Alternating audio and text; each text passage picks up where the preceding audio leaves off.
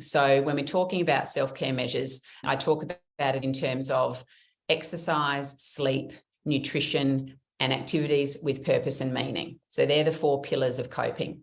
And for some of us, one of those pillars might be more important than others. So for some people, if their sleep is out of control, then they're really going to struggle. For other people, if they don't move, if they're not mobile, if they're not getting some exercise or physical activity, then they really notice the struggle psychologically is harder.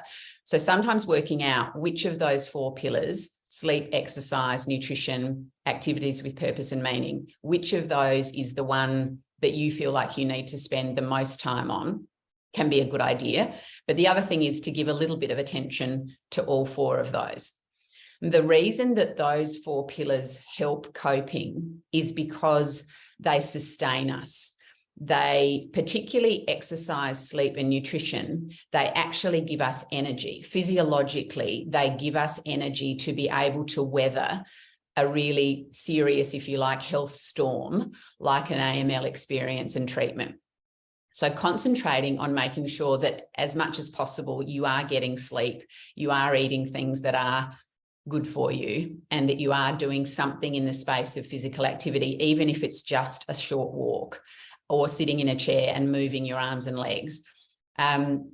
Focusing on those is going to help sustain you physiologically. It's also going to help you feel more robust and resilient psychologically. When we feel stronger physically, there's a very strong relationship to how we feel psychologically. We feel less vulnerable. We feel like we're more likely to survive this treatment.